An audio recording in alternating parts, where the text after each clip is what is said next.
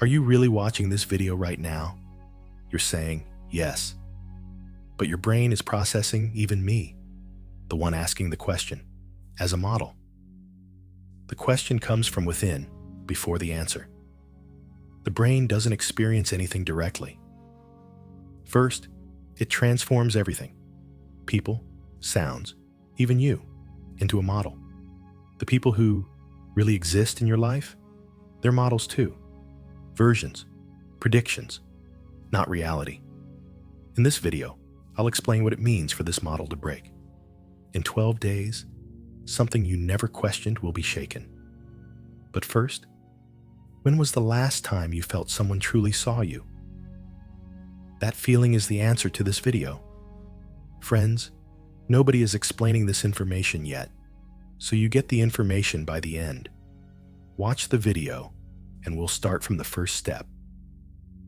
Part 1. Why does the brain process everyone as a model? In neuroscience, this is called theory of mind.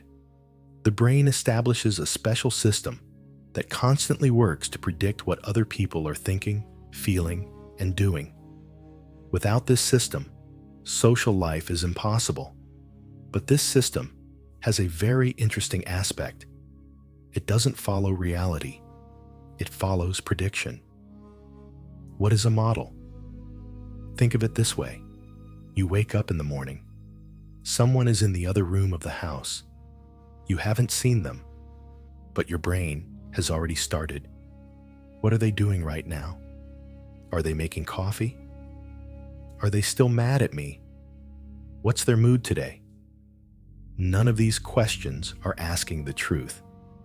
They are predicting the truth. Your brain has already created a version of that person even before you see them in their room. A model, a representation based on the past, full of expectations, unique to you. And you interact with that version, not the real person. This isn't just true for strangers. It's also true for people you've known for years.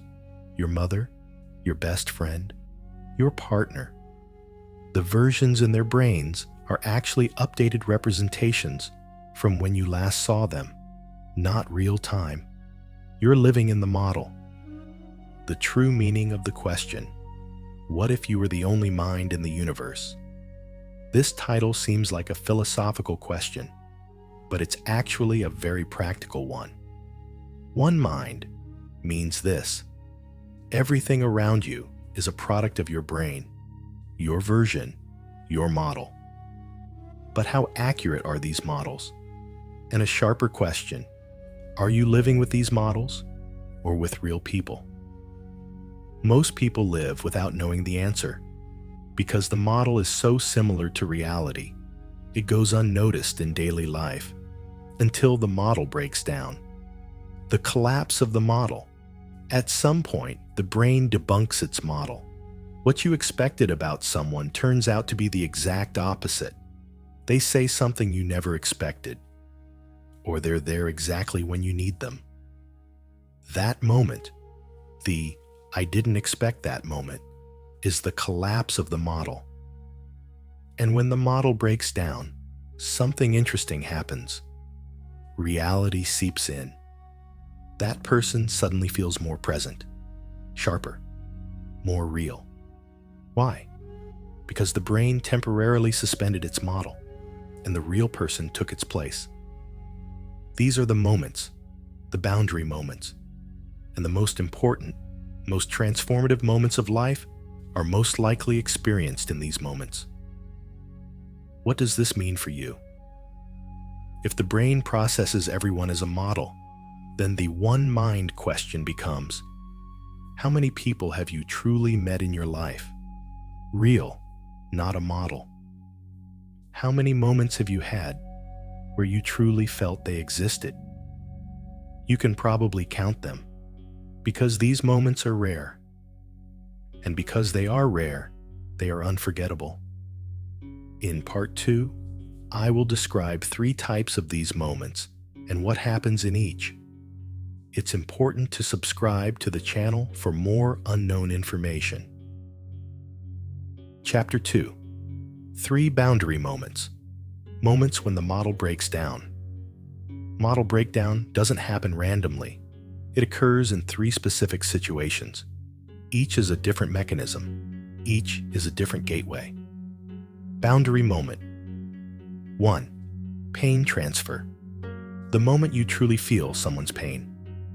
I need to underline the word truly, because empathy works in 2 ways. Type 1. The brain's model is running. Someone says they're sad. The brain anticipates, how sad would that be for me? And you feel your own sadness. Sympathy. Real, but indirect. Type 2. The model breaks down. You see something on someone's face, something that makes them cry, even if they don't want to, and something breaks inside you. Not an anticipation, real transfer. Why is this moment different? Because the brain didn't run a model at that moment. It received a direct signal. Neuroscientists call this mirror neuron activation. But the term isn't important. What's important is the feeling. This is their pain, not my version. At that moment, the person in front of you is real, not a model, a real person. Boundary moment. 2. The shock of recognition. The moment you see yourself, not yourself, in someone else's eyes. This is rarer and more unsettling. In normal interaction, the other person speaks, acts, and reacts for you, and you observe them. The model works. The prediction is updated. But sometimes it happens. The other person suddenly looks, and in that look, you see yourself. Your fear, your weariness, something you've been hiding, and you didn't expect it. The model didn't anticipate it, because you hadn't even fully seen it yourself. At that moment, 2 things happen simultaneously. First, the other person ceases to be a model. They become real, because they know you better than you anticipated. Second, you also break free from your own model, because their seeing you made you visible. This is the most unsettling kind of boundary moment, because it's a dual break. Both happen at the same time. The boundary moment 3. Stepping inside the sentence. The moment someone's words hit their target perfectly. By precise target, I mean this. It feels like the sentence was said specifically for you, not general. It perfectly describes what's inside you, and nobody knew. You hadn't even formulated it yourself. But someone said it, and something inside you said, that's it. This can sometimes mean be yourself, because every person is unique, and there's no one else like them, a special creation. People who are determined not to be a copy of someone else are more attractive. At that moment, the brain is surprised, because it wasn't a guess. It wasn't a prediction.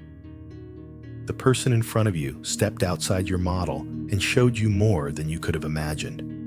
Why is it so powerful? Because the brain received this message. This person is real, not my version. They know something independent of me. And at that moment, the question of one mind is practically answered. Not theoretically, experientially. The common ground of the 3 boundary moments. The same thing happens in all 3 boundary moments. The prediction collapses.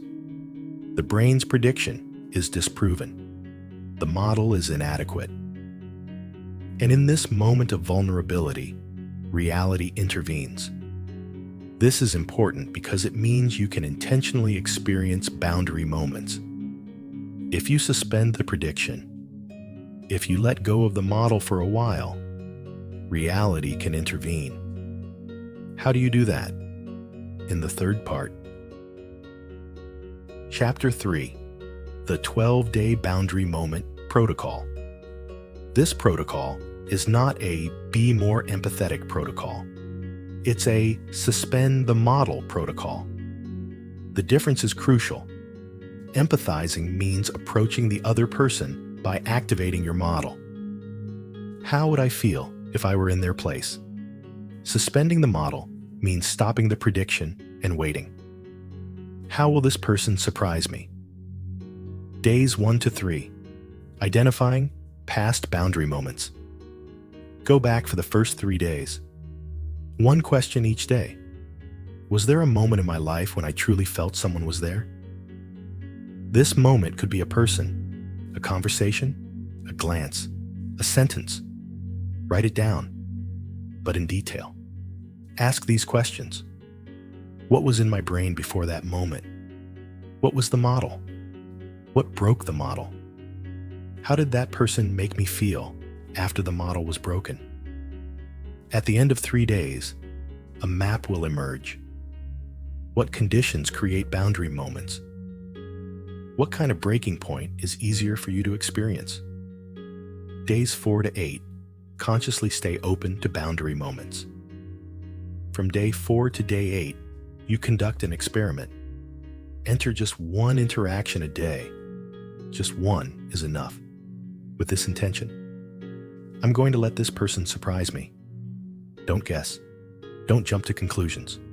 Turn off the I know what they're going to say, what they're going to do mode. Just observe. Just listen. Just wait. And realize this. This is actually very difficult. Because the brain can't stop guessing. Guessing saves energy. Not guessing is an active effort. But for these 5 days, put that effort into one interaction each day. It can be small, a 5-minute conversation, but just be there without guessing and observe how many times were you surprised. Days 9 to 12. Consciously break the model. The last 4 days are the deepest step. There's a person in your life you've kept as a model for the longest time. The person you think you know best. The person you say, I know them. Have a conversation with that person, but start with a question. A question you wouldn't normally ask. A question that might disprove your assumption. What is the thing that is currently most exhausting in your life? You think you know, but ask and wait for the answer. The real answer. You will probably be surprised because the model hasn't accurately reflected reality. And this moment of surprise, however small, is a boundary moment. Critical warning. The model doesn't want to break. I want to share an important truth here. The brain resists breaking the model. Because the model is security, prediction, control. And the loss of control is a feeling of threat. That's why some boundary moments are uncomfortable. You want to go on the defensive the moment someone sees you. You say coincidence when someone's sentence hits you perfectly. This resistance is normal. That's how the brain works. But recognizing the resistance is the first step. When you recognize it, you see where the model is operating. And when the model becomes visible, you no longer have to unconsciously live with it. At the end of 12 days, you will understand this. The question, what would happen if you were the only mind in the universe, is actually the wrong question. The right question is, how many people have you truly met in your life? And truly meeting means meeting the real version, not just the model in their brains. That sudden, sharp, unexpected moment when the model breaks. These moments are the answer to the theory. Because no matter how possible it is, it's not possible in these moments. Something seeps in at these moments, and that something doesn't come from you. Being the only mind in the universe is possible. But in boundary moments, you can't be sure. And that uncertainty changes everything. Because where you can't be sure, the person in front of you becomes real. And for someone who's become real, there's no going back. If you like this video, write in the comments. What was the most powerful boundary moment you experienced in your life? The transfer of pain, the shock of recognition, or being pushed into a sentence? I'm really curious. Subscribe and turn on the notification bell, because the next video is part of this information. Don't miss it.